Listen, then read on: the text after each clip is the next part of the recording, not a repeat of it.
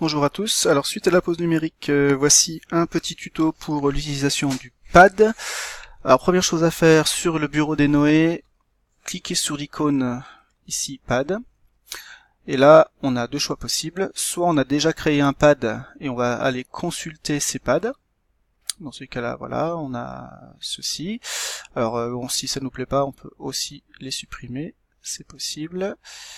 Et si on veut créer un nouveau pad, donc on tape ici dans la barre du nom, le nouveau pad. Alors il ne faut pas qu'il y ait d'espace.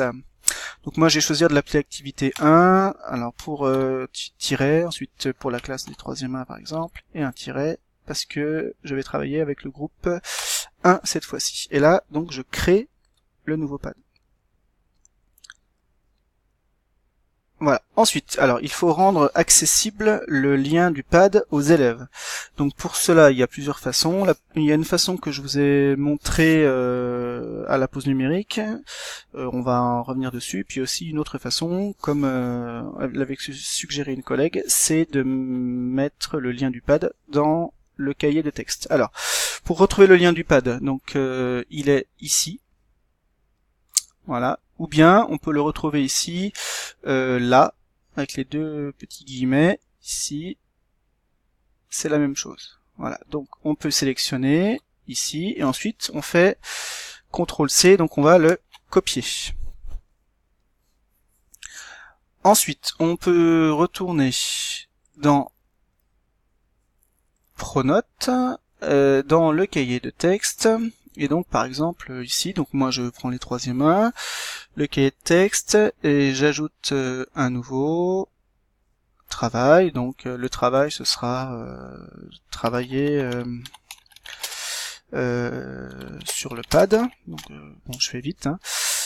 Voilà, je valide le travail, et comme lien, donc comme document joint, je vais ici, donc je mets une adresse internet, donc je clique dessus, et je mets un nouveau,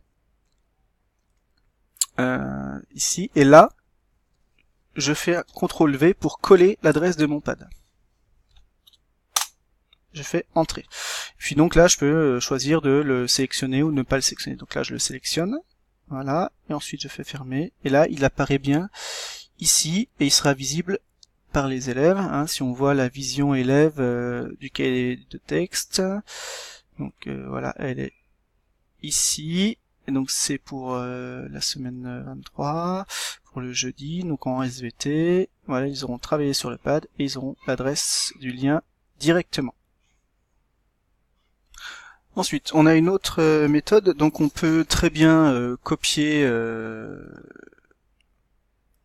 voilà, copier l'adresse du pad, donc je sélectionne, je fais CTRL-C, et la copier sur un fichier de traitement de texte, par exemple, CTRL-V, voilà, ici.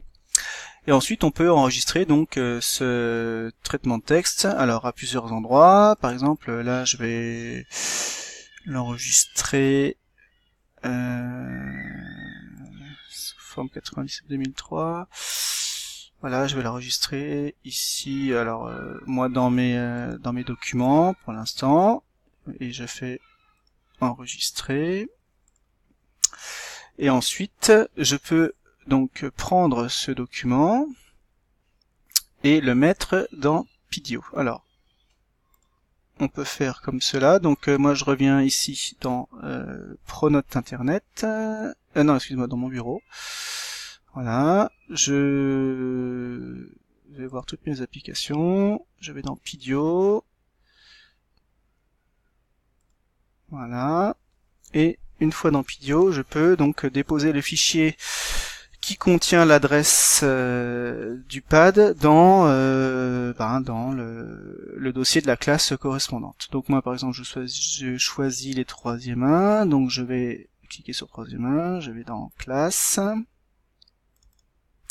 je vais mettre ça dans travail, et j'avais auparavant créé un dossier pad, donc je vais pas dedans, et je peux donc le déplacer et le mettre ici.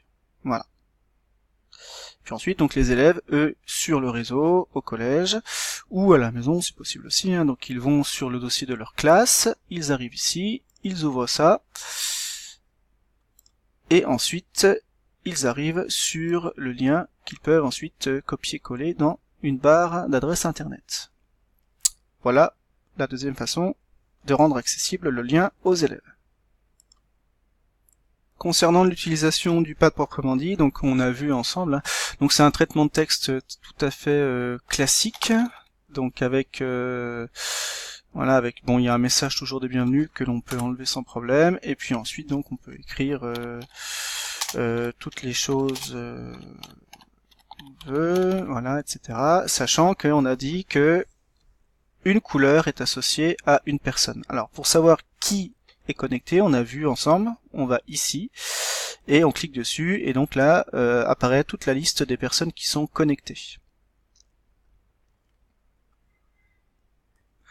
Ensuite les fonctions, alors les fonctions du pad sont classiques, hein, c'est les fonctions d'un traitement de texte avec le style de police, la forme de la police, la taille de la police, la couleur de la police, etc. Donc on peut tout modifier à volonté. Alors ici, en plus, on peut évidemment donner un titre à ce pad. Donc là, on va l'appeler démo tuto, par exemple. Voilà. Et ensuite, voilà, le titre apparaît. On peut modifier le titre sans trop de problème. Donc voilà, ici hein, pour mettre en gras, en italique, souligner, surligner, etc. Faire des puces, etc., etc. Voilà, on a tout ça. Alors il y avait une grosse question qui se posait, c'était est-ce que comment faire pour ne pas qu'un élève efface le travail d'un autre.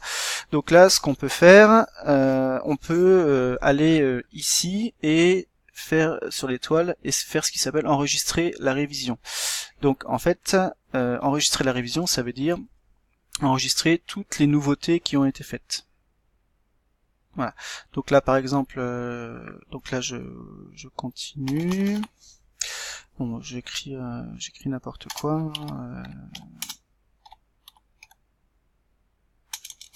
Si j'y arrive. Voilà, donc là j'ai tapé révision. J'enregistre à nouveau la révision. On vous dit que la révision est maintenant marquée comme révision enregistrée.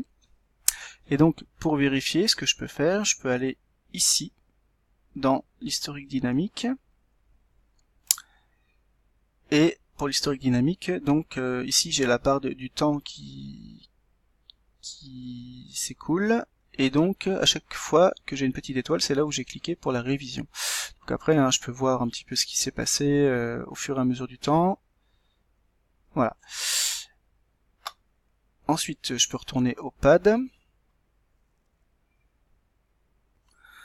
Par contre, en faisant quelques recherches, et puis sur d'autres pads comme Framapad, c'est la même chose, on ne peut pas enregistrer, enfin chaque élève qui écrit ne peut pas bloquer ce qu'il écrit, donc ça veut dire que tout ce qui est écrit est effaçable par quelqu'un d'autre. Et ça, malheureusement, on ne peut pas faire autrement. Le seul moyen de contourner ça, c'est retourner, comme je vous ai dit ici, dans l'historique et voir donc tout ce qui a été écrit dans l'historique en faisant ici défiler le temps.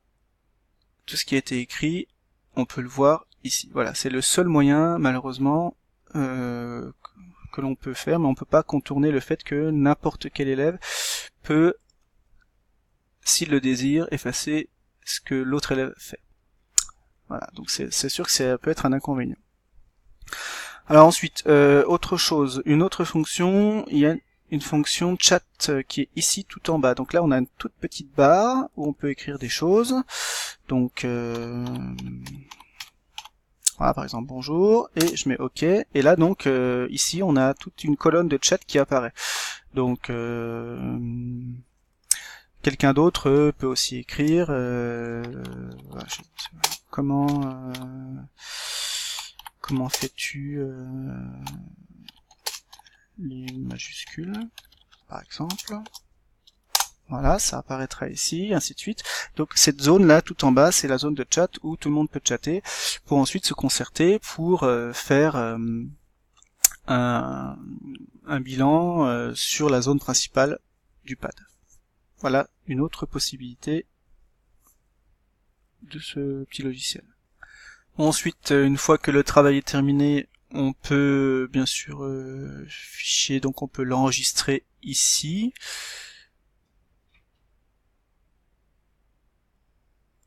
Voilà, donc ça perd de prendre, mais à mon avis ça le prend sans trop de problème. Donc une fois qu'il est enregistré, donc on peut toujours le fermer, et ensuite on peut retourner sur le bureau.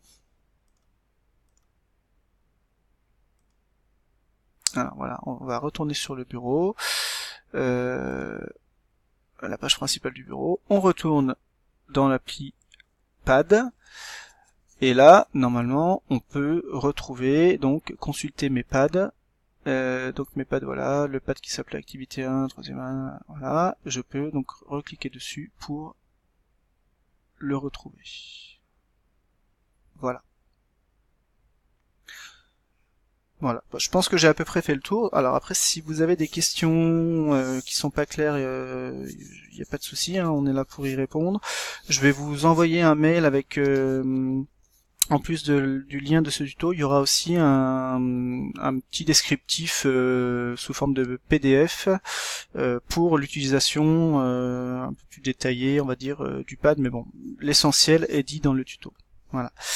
Merci beaucoup, et puis donc en espérant que vous pourrez vous en servir correctement et que tout se passera bien.